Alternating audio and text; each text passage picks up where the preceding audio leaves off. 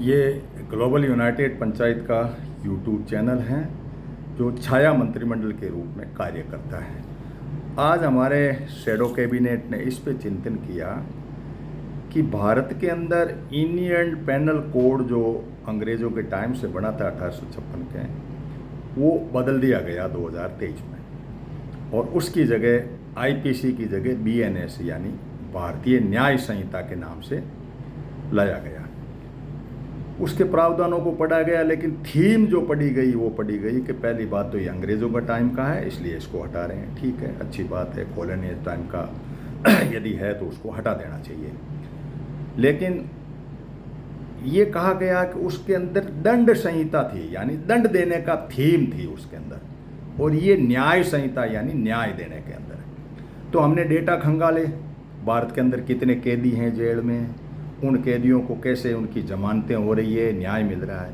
तो डेटा ये आए 2025 के कि 74.8%, लगभग 75% लोग गैर जमानत के बिना दोष साबित हुए जेल में सड़ रहे हैं। कई साल से हो रहे हैं, उनकी पेशी ही नहीं हो रही है।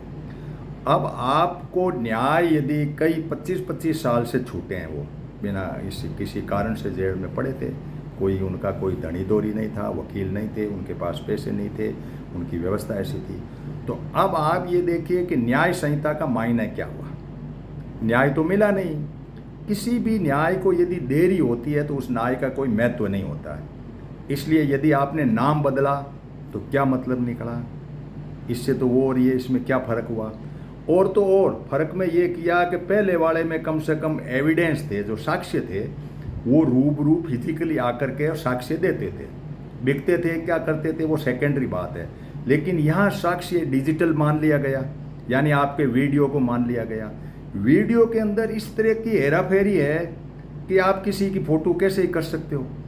अब इतने साइबर क्राइम के बीच में यदि एक साक्ष्य आप इस तरह का मान लो जो डिजिटली चेंज हो सकता हो, तो अब आप देखिए कि उसको कैसे माने। फिर बात उसमें अंदर ये आई कि मैंने संसद को पूरी सुनी और संसद के अंदर ये बात आई कि हम न्याय देंगे। न्याय में आया कि 90 दिन के अंदर तो चार्जशीट देनी पड़ेगी। अभी तक मुझे कुछ नहीं लगा, वो पड़े हैं, सड़े हुए हैं, किसी ने चार्जशीट नहीं दी। कई तो 4-4, 5-5 साल से पड़े हैं। 90 दिन चार्जशीट तो आप दे देते। आपके पास में ऐसा है ही नहीं इन्वेस्टिगेशन बॉडी। जो इन्वेस्टिगेशन करने वाली पुलिस है उनकी संख्या ही पूरी नहीं है। आप तो लॉ एंड ऑर्डर मेंटेन करने के लिए लाठीचार्ज और इसी में पुलिस अपने आप में बिजी है। जब पुलिस इधर बिजी है तो कैदियों को कौन न्याय दे, कैसे न्याय मिले, भारतीय न्याय संहिता का अर्थ क्या हुआ। आप इन बातों को ये सोचिए कि नाम बदलने से कुछ नहीं होगा। चाहे सड़कों से नाम बदल दो, चाहे शहरों के नाम बदल दो, चाहे किसी के भी आप जो उसके अंदर भावना अलग है। सारी धाराएं चेंज हो गई, वकीलों की गले की घंटी बंद गई। बार अब धारा 144 सबको याद थी, अब वो पता नहीं 163 है कि मुझे भी एग्जैक्ट याद नहीं। मैं भी LLB हूँ, लेकिन मेरे इतना काम नहीं पड़ता। तो आम आदमी के चीज़ों के लिए रटा पीटा था, तो ऐसे कोई नहीं होना चाहिए था। लेकिन हो गया तो चलो ठीक है, लेकिन उसकी भावना को तो समझिए। आप जब 75 करीब 5 लाख के आसपास कैदी जेलों में पड़े हैं, 5 लाख में से 3.5 लाख के करीब आपको गैर जमानती है। कितने लोगों को निकल जाने चाहिए थे, 2 साल तो हो गए आपको उस कानून बनाए हुए।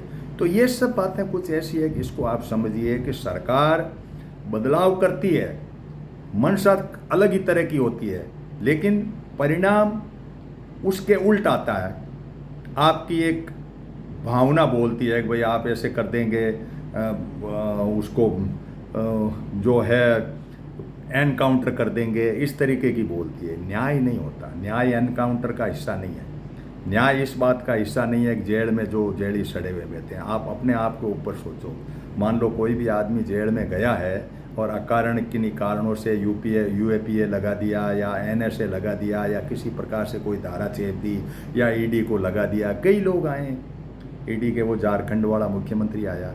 तो ये बातें कुछ ऐसी है कि इनको अपने को समझना पड़ेगा कि एविडेंस में भी आपको हेराफेरी हो सकती है, सारा कुछ है। जो भी है, जिसमें भी हो, आप सोचिएगा, समझिएगा, अपने आप में सावधान रहिएगा। हमारा फ़र्ज़ है आप तक बात पहुंचाना। ग्लोबल यूनाइटेड पंचायत का शैडो कैबिनेट।